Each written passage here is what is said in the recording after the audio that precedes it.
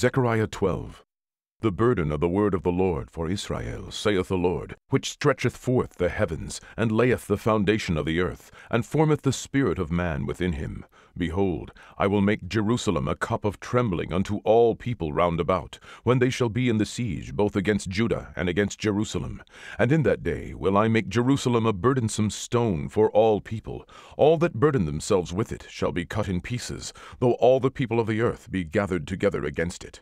In that day, saith the Lord, I will smite every horse with astonishment, and his rider with madness. And I will open mine eyes upon the house of Judah, and will smite every horse of the people with blindness. And the governors of Judah shall say in their heart, The inhabitants of Jerusalem shall be my strength in the Lord of hosts their God. In that day will I make the governors of Judah like an hearth of fire among the wood, and like a torch of fire in a sheaf. And they shall devour all the people round about, on the right hand and on the left, and Jerusalem shall be inhabited again in her own place, even in Jerusalem. The Lord also shall save the tents of Judah first, that the glory of the house of David and the glory of the inhabitants of Jerusalem do not magnify themselves against Judah. In that day shall the Lord defend the inhabitants of Jerusalem, and he that is feeble among them at that day shall be as David, and the house of David shall be as God, as the angel of the Lord before them.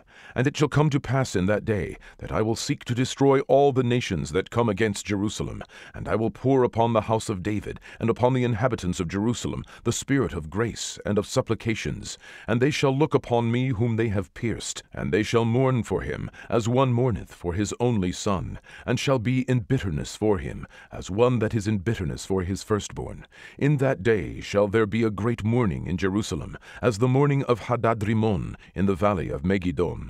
And the land shall mourn, every family apart, the family of the house of David apart, and their wives apart, the family of the house of Nathan apart, and their wives apart, the family of the house of Levi apart, and their wives apart, the family of Shimei apart, and their wives apart, all the families that remain, every family apart, and their wives apart.